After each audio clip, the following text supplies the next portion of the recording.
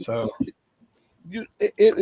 it like still perplexes me by how the United States did all of these studies about the possibilities of the blowback effect of Russian sanctions, and the European Union did the same thing, and yet they followed through with European sanctions. What are we on the 12th or the 13th package of European sanctions against Russia?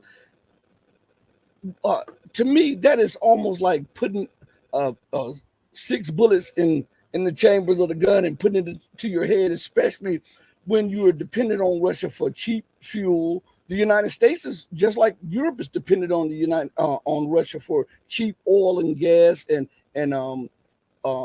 other commodities. The United States is highly dependent on Russia for cheap nuclear fuel, also, which produces about 25 to 30% of all of U.S. nuclear energy, which is crazy to sanction Russia like that. And as you were talking, I was looking at this article from yesterday, and the title is on RT, and it says West struggles with sanctions, according to the Kremlin, and it says international restrictions do not work in the way they were intended.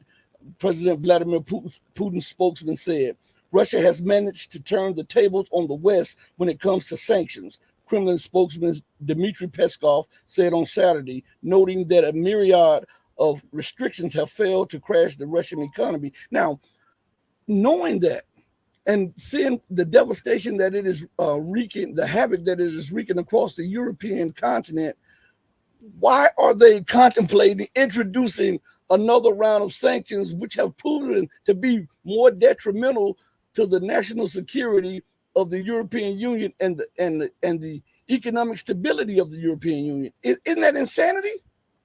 Well, it certainly sounds like the definition of insanity. If tried it 13 times, it doesn't work. Try 14.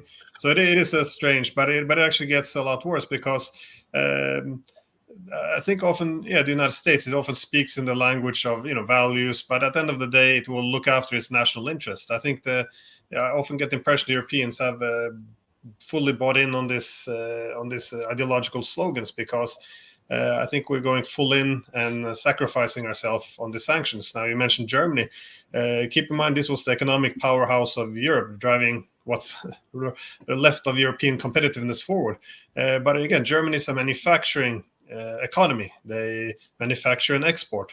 And when you have a lot of energy-intensive export, you need access to cheap, reliable energy.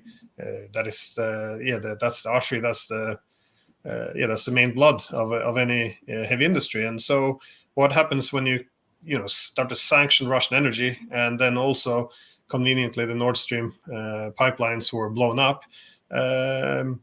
Then of course they're going to have a lot more expensive energy, and one after another, their energy intensive industries are now going bust. And just as they're at their weakest, of course they need new energy, so they go to the Americans, and they have to buy it much more expensive. And now there's even a dispute because they were supposed to have a set price, but instead the Americans are insisting that those agreements don't apply, and there's no spot deals. Now they have to do spot deals now, so they have to pay much, much more. And there's nothing the Europeans can do because they made themselves all dependent on the United States. And, allies is nice and well, but allies doesn't mean you have the same interest all the time. So, so they're slowly coming to terms with this. And making matters even worse is as all these European industries are collapsing because they can't afford the expensive American energy, doesn't make them competitive. They're now discovering that the United States has this what do they call it? Reduction, the Inflation Reduction Act, and so they have all the subsidies now for industries in the US. So they're walking to the Europeans, telling the German industries which are failing, hey, just move across the Atlantic and set up business here.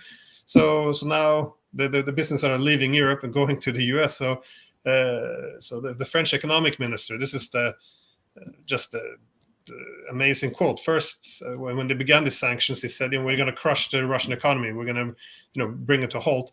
And now, a few months ago, 2 months ago, I think he said that the Americans, with the expensive energy and this Inflation Reduction Act, that it's become an existential threat to European industries, that they're taking it over. So we were slowly learning that sanctions in the unipolar era, it might have worked when we were the only option, but as we're discovering in the multipolar era, that if you sanction someone too harshly and for too long, they simply learn to live without you. And that's effectively, we got so upset with Russia, we forgot that, they also got quite upset with us. Keep in mind.